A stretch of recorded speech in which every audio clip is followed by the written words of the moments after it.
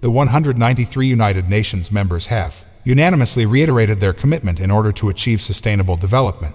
The world has never seen anything like it before. A consensus is reached, and it speaks eloquently about the issues involved. 2015 saw the adoption of the Sustainable Development Objectives, which are a collection of tasks, 17-point action plan to prevent or stop the most serious dangers facing the largest population on this planet, but in the modern UN. The Secretary-General acknowledged it as much. The rescue strategy needs saving. The UN chief walked with a grin on his face, entering the annual opening ceremony. Nonetheless, his message to the UN international leaders wasn't exactly happy. Excellence, the SDGs need a global solution. Rescue strategy. The sustainable objectives include the focal point of the international. According to Gathering Guterres, they offer the best strategy for navigating today's many problems. Thus, the SDGs are merely a list of objectives. They represent the rights, aspirations. Individuals throughout the world have expectations, but currently, just 15% of the goals are on course, and many are moving backward. The Sustainable Development Goals 17 targets make up goals. Therefore, it follows that all member nations ratified a comprehensive plan or actionable list for 2015 that covers climate change, increasing ocean health and battling illness, getting rid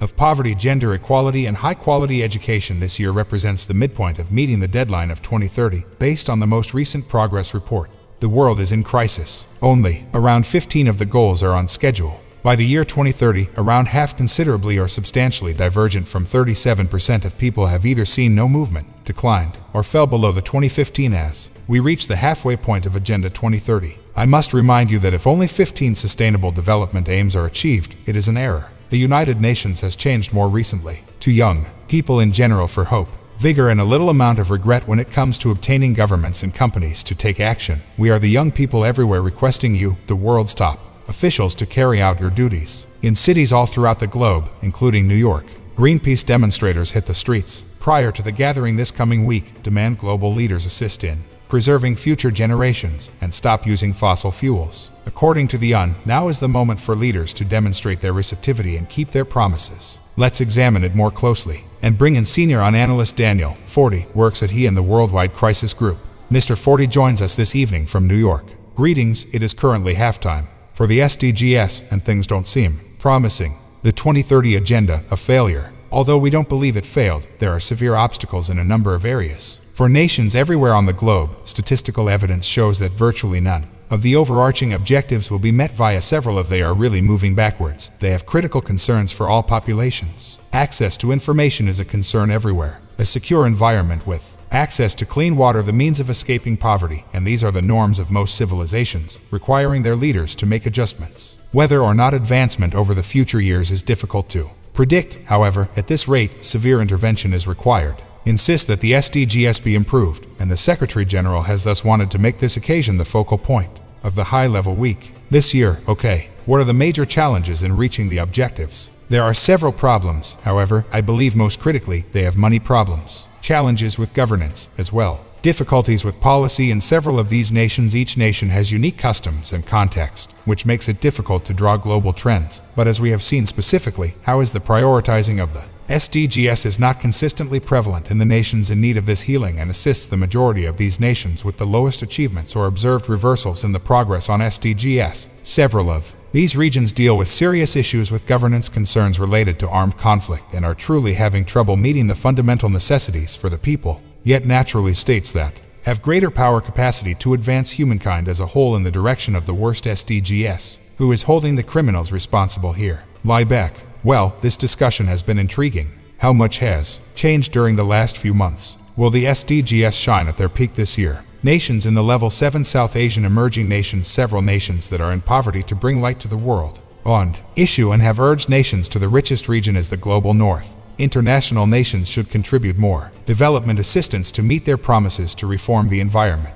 Multilateral organizations that influence many of the procedures and laws that enable them to provide these fundamental national and local services. Nonetheless, there has been a lot of opposition, and American challenges to attempt to establish common ground have been a really difficult job over the past few months before the political statement that the international community endorsed. Today's leaders, there is still much more to accomplish before reaching discussions about a political statement and truly carrying out the promises numerous nations and their worldwide partners have had. Yes, I would want to discuss the financial component.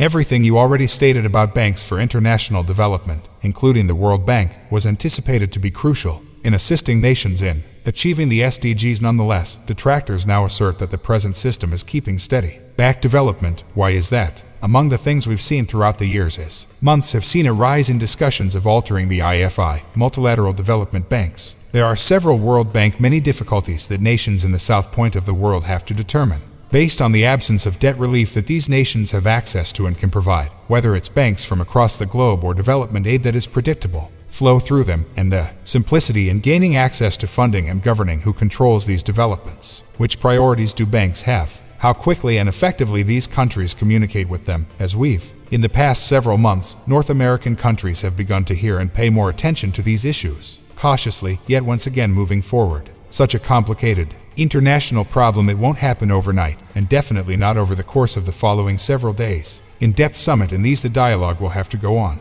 Such places in major cities throughout the globe. How do we, particularly in Washington, D.C., start doing a U-turn? I believe the question is worthwhile. The most significant finding in multilateral discussions and settings there is a general lack of confidence in all matters, extremely clear in the context of the UN and particularly given the problems that meet the demands of the most helpless individuals on Earth are a difficult obstacle to conquer. However, having occasions like the SDG Summit nations perform on the global stage throughout the remainder of the week and tomorrow, and formally declare that they hear their spouses' worries and are ready to collaborate with them to provide for their growth and uphold such obligations are crucial to note, just for assisting nations in meeting the SDGs, nevertheless, truly lowering the chance of conflict and instability. Conflict has occurred in several of these places. Unfavorable effects across the board, world and negative consequences. I want before I leave you, let's quickly discuss those. Are the consequences if we fail to? What will the planet look like if? Can we turn it tight? Like if we don't achieve the targets in 2030? Look, I anticipate seeing a lot more of this. Among the patterns that have emerged throughout time, you are familiar with poverty and economic